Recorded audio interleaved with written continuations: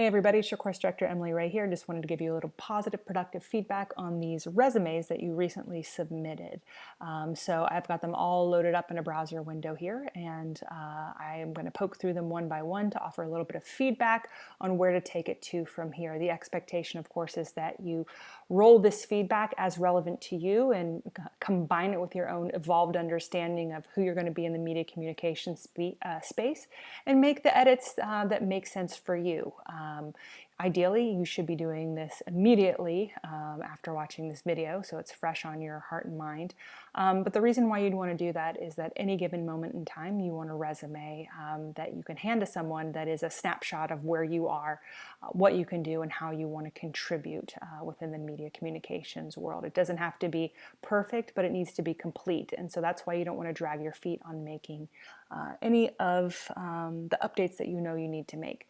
So we're going to start here with Joe. Looking at the document, you have almost 3 pages of cataloged information about skills, experiences, within your kind of professional or career space. So looking at what you've done here, high five on finding the words to talk about the duties and responsibilities that you had as a dispatch operator or in a shift lead capacity, and also down here with your social media experience and expertise. Of interest to me is that this one is, most in alignment right now with the degree that you're seeking. And so, this bodes well for showing alignment between your experience and your education. A couple things to note is that your most current or the jobs that you're doing right now should be placed at the top of your resume, and it goes in reverse chronological order. So the most recent at the top, and then it goes back in time, to kind of your first job. So I know that really wasn't explained in the activity itself, but just so thinking ahead as to how you would want to organize this information moving forward, certainly prioritizing your media communications experience recently, by placing it at the top of the page, would show again that alignment between what you're doing and your objective in the industry. So, whether or not you put an objective statement on your resume, it's something for you to think about and know in your heart. It is to say, like, this is how my objective is, how I want to be using my media communications skills to add value to an employer, a team, or a client. Scrolling down, I do see kind of a collection of skills that you have here, but I don't see anything related to any of the software or like the hardware that you're using. So, what of the Adobe suite or what Apple products are you using within your launch box that you can add here to show skills and abilities in that area. Also something to be thinking about too is I don't see a lot or any mention of any of your portfolio projects or potentially anything you did for Hall of Fame. So don't forget those things, because you are maybe one of the lucky ones who can say, hey, I'm working in the industry now, media communications. But if you aren't, falling back on these projects that you are creating and executing every month is a way to showcase talent in that area, even if you aren't being paid for it just yet.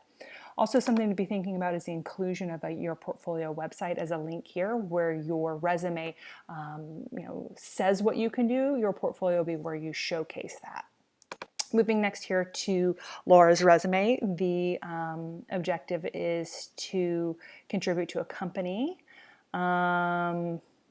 using your customer service skills, your organizational skills, and these other kind of more soft skills. Scrolling down, looking at your professional experience, I see that you do video editing work for Campfire Quest. You did like video editing and producer work here. You've done production, host, and then podcast technician, video production here, and just a lot of things in and related in the production world.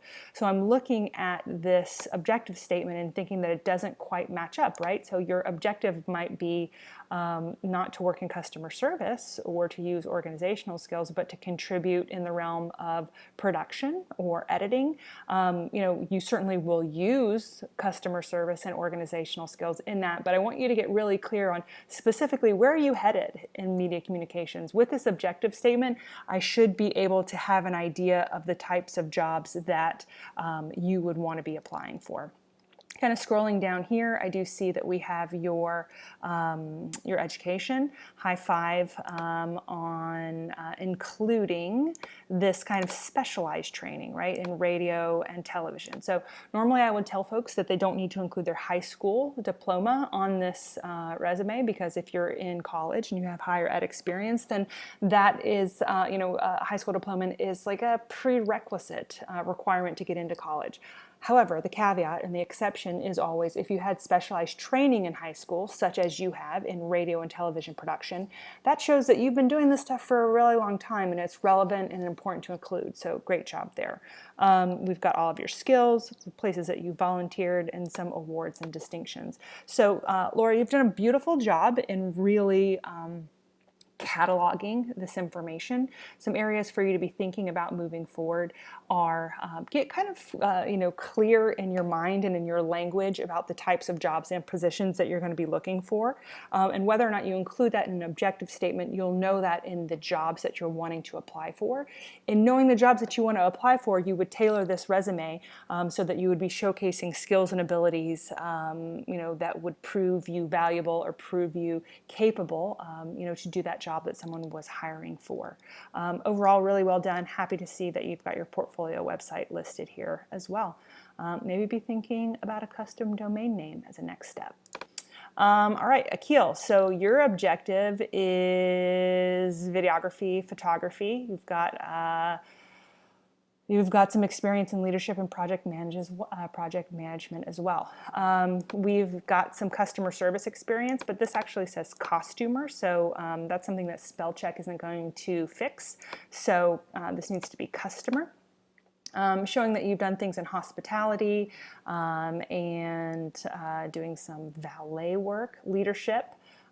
These places, again, hospitality and some high school stuff. You don't need to include your high school information since you've got all of this higher ed stuff. We've got your experience kind of loading up here. These, as you list them, are skills, right? It doesn't say that you've had experience doing this for any one particular person. So, like if this was a role that you played for a company, what was the position that you held? What were the responsibilities within the position would be a better way to list that out. So if we were to go back to Joe, he does a really nice job of showing that like this was the position. This is who I did it for. This was the period that that project or that employment happened. And these are the handful of bullet points. I recommend 3 to 4 that really distill what I did while I was there. These are the important things that you need to know about me being a camera operator for so-and-so. These were the things, the skills that I was able to employ to add value to the project. Happy to see your certifications here. Those are showing extra education and training. This is a great start, Akil. I'd like to see a portfolio website added here to showcase some of that production work. Right now, it's a little bit in a couple of directions because you've got this hospitality stuff intermixed with a lot of the videography stuff. So what I would say is that between now and when you get towards the end of the program, I'd like to see you amassing enough experience here on this resume within the media communications realm, that you don't need to include the hospitality stuff, unless of course the hospitality stuff is meant to show another desirable skill such as leadership and or customer service. So something to think about. And so lastly, we've got Malia here. We can see photography, video editing. The objective is to keep learning. You have artistic drive, allows you to teach others too. So there's some mentorship there. But again, your objective statement, this is great. It tells me a lot about you as as your character and what it would be like to work with you in terms of your personality. But again, be thinking a lot about specificity too, that like, what are the types of jobs that you want to apply these soft skills with? Is it photography or video editing? Is it that you want to work in a media shop where you get to do a lot of different things? Is it that you want to focus in the social realm? Is it that you want to be in project management? Allowing yourself to distill that a little bit more, add some more specificity is really going to help you keep that as a North Star to know which jobs to apply for and subsequently how to tailor your resume for those jobs. Scrolling down here, I see that like you've got all of your tech skills listed out here, which are great, as well as your awards. So that's fantastic. Looking at your experience, I see that you've listed quite a few things here. My recommendation is to give me 3 to 4 bullet points of the responsibilities involved in each one of those positions, right? So, for example, here we go. Faces of Full Sail. I would first state like something about like what the mission of Faces of Full Sail is, because people don't know that, right? So I would say manage social media for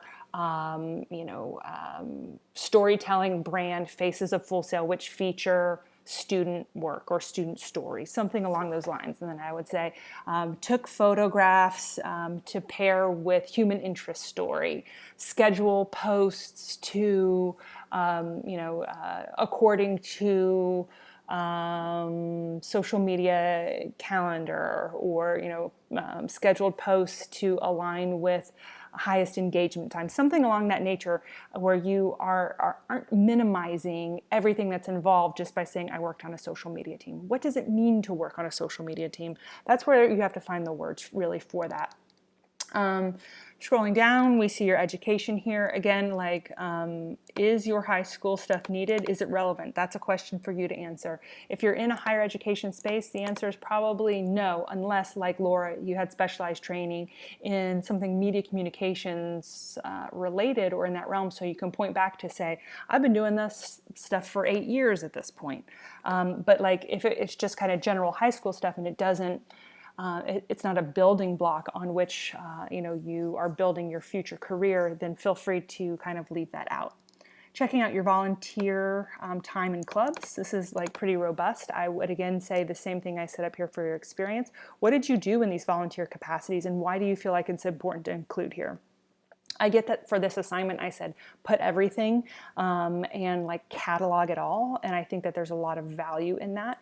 But you will be tailoring this resume for any job that you apply for in the future. So for example, if you were applying to do media for a theater company, I would definitely include this stuff about working for drama club or for the theater. But if you were applying to do media for something that wasn't as fun or theatrical, maybe it's not worth the space that it takes up on the resume. So again, you need to be thinking about this situationally to say, like, this is why this is important for the job that I'm going for. You should be able to look at any point on your resume, any one of these items, and justify it being there, like justify this taking up space, because the job that you're applying for needs somebody who does soundboard operation, or the job that you're applying for needs somebody who can do Lightroom. So I want you guys to be thinking critically about these resumes as a plug and play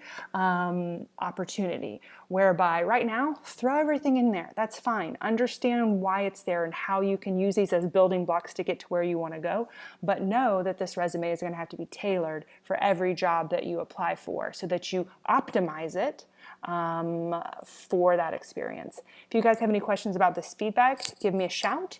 Happy to look at any revisions that you create, and certainly we'll be looking at it again and again in portfolio. So do yourself a favor and make the edits now.